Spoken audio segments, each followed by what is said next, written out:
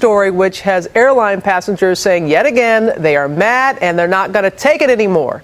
Continental Express Flight 2816 started as a routine flight, but the things started to go wrong. At 9:23 p.m., the plane took off on a 2.5-hour journey from Houston to Minneapolis, but bad weather diverted the plane 85 miles away to Rochester, Minnesota, landing after midnight. For 6 hours, the passengers waited on the tarmac, packed together, one seat on one side, two on the other. The lone bathroom clogged, awful smells filling the cabin. No food offered, one drink provided.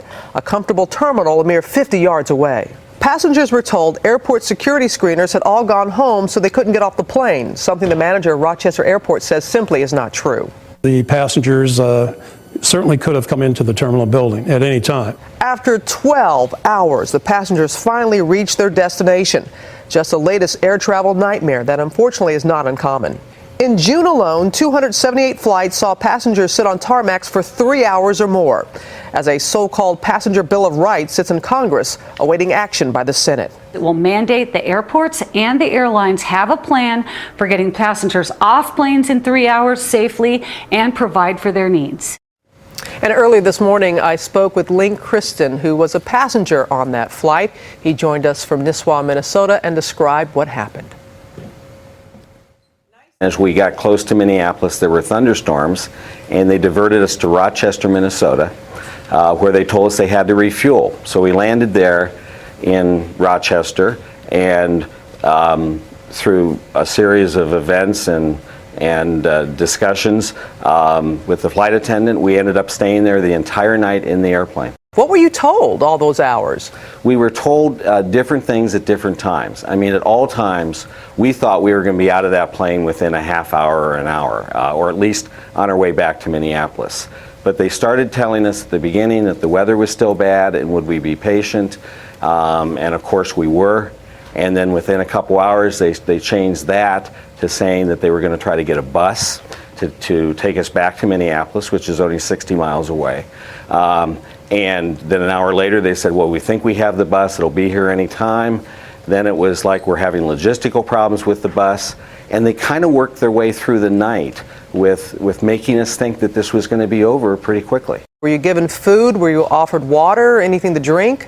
Nothing. When we arrived on the ground in Rochester at 12:30, the single flight attendant yelled back to us and said, does anybody want a drink? And perhaps some people got a drink then at 12:30.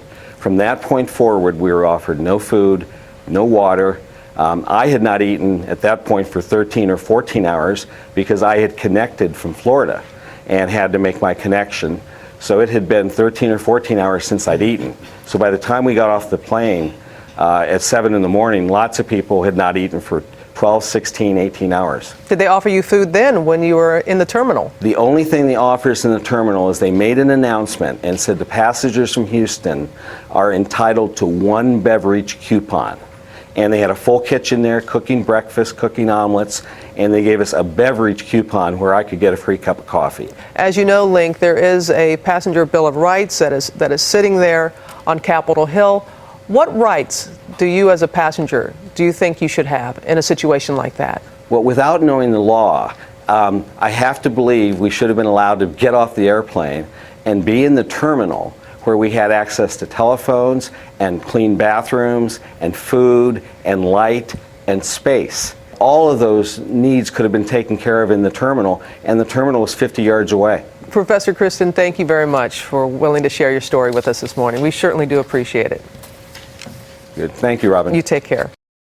He's in better spirits now, but the flight normally from Houston to Minneapolis is 2.5 hours. That day it took 13 hours.